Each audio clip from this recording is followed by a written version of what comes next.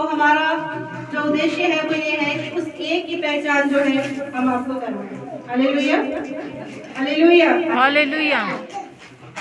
तो मैं आपको बता दूं कि जो कुछ भी मैं यहाँ बोलूंगी मैं अपने मन से नहीं, अपने विचार से नहीं, जो बाइबल में लिखा है मैं उसके अकॉर्डिंग ही आपसे बात करूंगी। क्योंकि बाइबल में जो चीजें लिखी गई है वो कोई कहानियां नहीं है, कोई ऐसी मनगढ़ंत बातें नहीं है, वो एक रियलिटी है उस समय। और डायरेक्ट परमेश्वर की आवाज को सुनकर जो है बाइबल लिखी गई है, बिल्कुल सत्य घटनाएं उसमें लिखी गई है।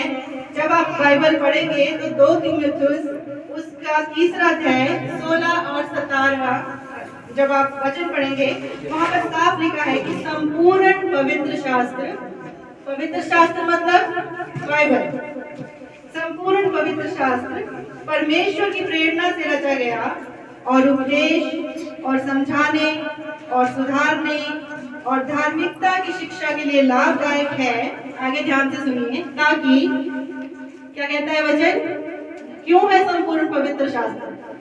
ताकि परमेश्वर का जन सिद्ध बने और अनेक भले काम के लिए तत्पर हो जाए, मतलब तैयार हो जाए। तो मैं आपको सिंपल से शब्दों में बताऊं कि बाइबल में जो बातें लिखी है वो इसलिए लिखी है ताकि हर एक जन सिद्ध बने, है ना। सिद्ध हम कब बनते हैं? परमेश्वर की उपस्थिति में बने रहने से। तो मैं आपको क्या कहना चाहती हूँ कि यीशु मसीह के जन्म के बारे में हम थोड़ी सी बात करेंगे, उसके बाद हम आगे के कार्यक्रम में जाएंगे। बाइबल में लिखा कि जो यीशु मसीह है वो देह धारण करके हमारे बीच में उपस्थित हुए, मतलब मानव जाति के बीच में उन्होंने जो है डेरा किया, वास किया। बहुत से लोगों का सोचना होता है कि यीशु मसीह जो है कि हम लोगों की तरह साधारण इंसान थे, बट ऐसा नहीं है। बाइबल में लिखा कि वचन परमेश्वर के साथ था और वचन ही परमेश्वर था, मतलब आदि में वचन था। आदि का मतलब होता है स्टार्टिंग में, जब कुछ भी नहीं था, धरती नहीं थी, आकाश नहीं था, कुछ भी नहीं था, उस समय क्या था? वचन। और वचन क्या होता है? वचन होता है परमेश्वर के मुख से निकली हुई बात। जो परमेश्वर ने अपने मुंह से बोल दिया वो वचन हो गया। और वही वचन, बाइबल बताती है कि वही वचन जो परमेश्वर के मुख से निकला, उसने क्या किया? एक देह को धारण किया, मतलब एक मानव शरीर को धारण किया। वो जो देह थी, उस देह का नाम था यीशु मसीह।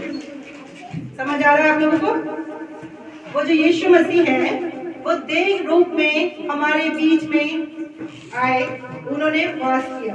आप बाइबल में भी पढ़ सकते हैं, यूहन्ना 1:14 में लिखा है कि वचन देहधारी हुआ और अनुग्रह और सच्चाई से परिपूर्ण होकर हमारे बीच में डेरा किया, और हमने उसकी एक ऐसी महिमा देखी जैसे पिता के इकलौते पुत्र की महिमा।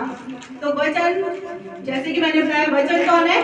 परमेश्वर, मुख्य परमेश्वर के मुंह से निकली हुई बात। उस वचन के बारे में लिखा कि वो देहधारी हुआ, देह धारण की। यीशु मसीह ने मनुष्य की देह धारण की, लेकिन वो ऊपर से नीचे तक पूरी तरह वचनों से परिपूर्ण थे, मतलब परमेश्वर की एक एक बात उनके जीवन में जो है पाई गई थी। उनमें कोई भी ऐसी बात नहीं थी जिससे कि हम ये बोल सके कि नहीं वो परमेश्वर का पुत्र नहीं है। अच्छा, आप मुझे एक बात बताइए कि एक पिता की संपत्ति पे किसका अधिकार है? बेटे का होता है, जानते हो? जानते हो ना? तो आप लोगों को पता है आपका पिता कौन है? अब आप हंसेंगे। मैं इस संसार के पिता की बात नहीं कर रही हूँ, है ना। संसार के पिता को सबका पता है, सबको पता है अपने पिता के बारे में। आप लोगों के पिता कौन है? कोई ऐसा तो नहीं किसी को नहीं पता हो, सबको पता है। लेकिन जो मैं कहना चाहती हूँ ये है कि जो हमारे संसार के पिता है, इनके भी कोई पिता है, मतलब इससे भी ऊपर एक पिता है, जिस पिता के बारे में मैं आपको बताना चाहती हूँ, ठीक है, जिसने हमें जो है क्रिएट किया।